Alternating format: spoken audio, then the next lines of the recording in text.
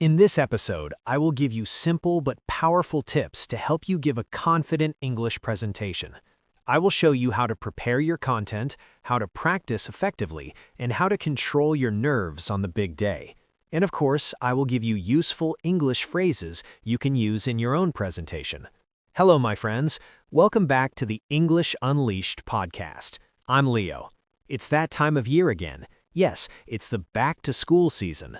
Maybe you are starting a new school, maybe you are beginning a new year at university, or maybe you are joining an English course. This season is exciting, but it also brings some challenges. And one of the biggest challenges for many students is this: giving a presentation in English. Maybe you know this feeling. You are sitting in class and the teacher says, "Next week, you will give a presentation." Suddenly, you feel nervous. You think, "Oh no, I hate speaking in front of people. My English is not good enough. Everyone will look at me. I will forget my words." If you feel like that, you are not alone.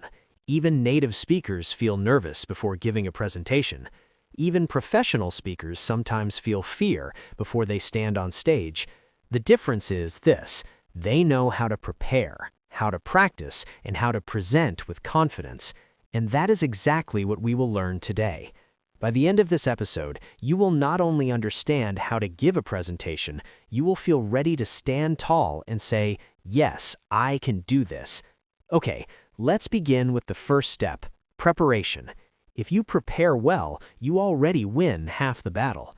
Preparation makes you feel safe. It is like having a strong map before a long journey.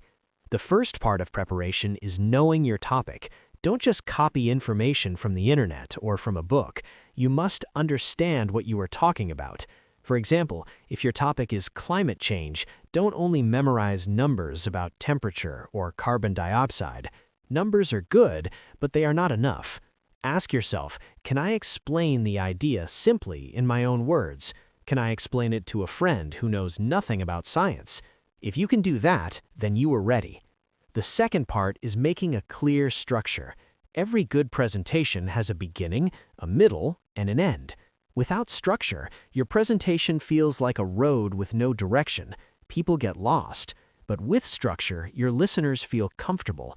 They know where they are, and they know where you are taking them. So how do you make structure? It's very simple. In the beginning, you introduce yourself and your topic. In the middle, you share your main points. 2 or 3 is usually enough. And in the end, you give a short summary and say thank you. For example, you could say, "Hello everyone, my name is Leo. Today I will talk about social media. First, I will explain what social media is. Second, I will share some advantages. Third, I will talk about some problems. Finally, I will give my opinion and finish with a short summary." See how simple and clear that is? The audience immediately knows your plan, and when they know your plan, they listen more easily. The third part of preparation is making notes, not full sentences. Many students make the mistake of writing every word of their presentation. Then on the day, they stand and read from the paper. This is really boring for the audience, and it makes you sound like a robot. Instead, just write key words, notes, short phrases. That way you remember your points, but you still speak naturally.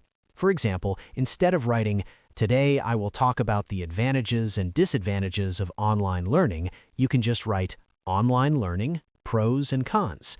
Your notes are only reminders. The real power is in your voice, your words, and your connection with the audience. Now we move to the second step: practice.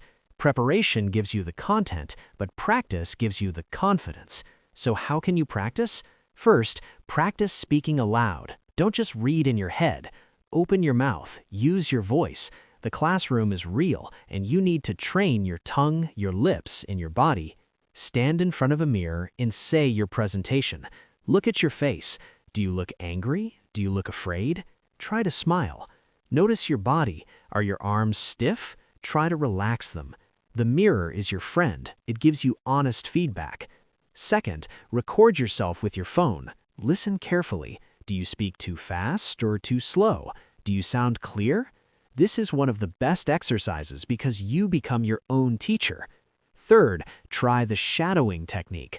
Shadowing means listening to a good speaker and repeating after them. You can find short presentations on YouTube or TED Talks. Play 10 seconds, pause, and repeat what they said. Copy their rhythm and tone. This will help your pronunciation and make your English sound more natural. Fourth, practice with a friend or family member. Ask them to listen and ask you 1 or 2 questions at the end. This prepares you for the real moment. And remember, you don't need to know every answer. It's okay to say, "That's a good question. I don't know right now, but I will check later." The more you practice, the more confident you feel. Confidence is not magic, it is practice. Now let's talk about the big day. You enter the classroom, everyone is watching you, and you feel nervous. What can you do? First, breathe deeply. Take 1 slow breath in and 1 slow breath out. This tells your body to calm down. Second, stand tall. Don't hide. Don't look at the floor. Stand straight with your feet apart. When you look confident, you start to feel confident.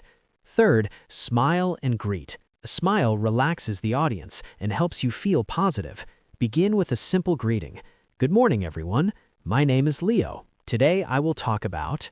Use simple sentences. Many students think they need very advanced English, but simple English is often better. For example, instead of saying, "The consequences of social media usage are multifaceted and detrimental," you can say, "Social media has many effects. Some are good and some are bad."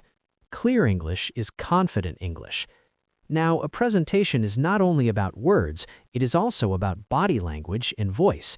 Try to look at the audience. If you feel nervous, look at friendly faces or just above people's heads.